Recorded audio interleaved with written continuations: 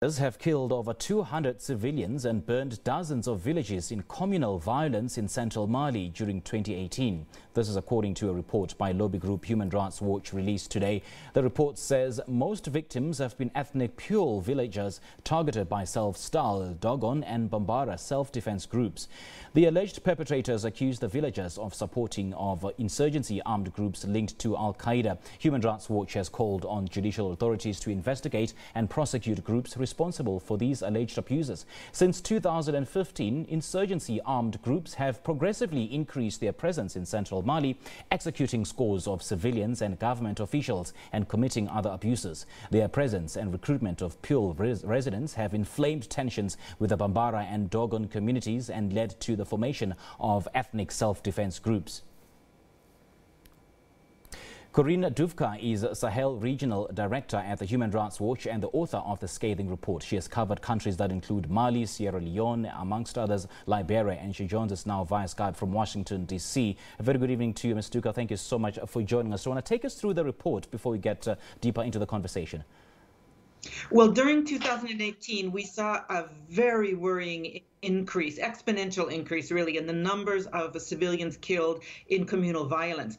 Central Mali has always had tension between pastoral groups and agricultural groups, but this year the violence has really reached alarming proportions. The violence is underscored, as you mentioned, by the spread from northern Mali into central Mali of Al-Qaeda-linked Islamist groups who concentrate their recruitment efforts on the Peuhl or Fulani. And so in response, the Dogon and Bambara militias have organized to try to protect themselves. I mean, rights groups have urged government to prosecute the perpetrators of these crimes and serious offences. Have you perhaps seen a buy-in from the government to prosecute these perpetrators? Well, unfortunately, we have been in contact with the government closely throughout the research and the writing of the report, and we shared it with them, and we got their response. And basically, their position is that they're extremely stretched because, of course, Mali is a large country with very difficult geography, so they're very stretched fighting the Islamists in the north, and in some ways were unprepared for their move south into central Mali. So we're in touch with them. We're asking them to take more responsibility in protecting civilians and to prosecute these militias. I mean, I documented 10 massacres committed by the Dogon and Bambara militias against the Peuhl. They engage in collective punishment, sometimes razing an entire village and killing nearly all of its inhabitants. So they need to step up to the plate and to take protection of all Malians more seriously. But they have promised to do so, which is very encouraging. But it's quite interesting that soldiers have been responsible for the disappearance of about 67 extremists, and there's absolutely no condemnation of the military personnel by the government.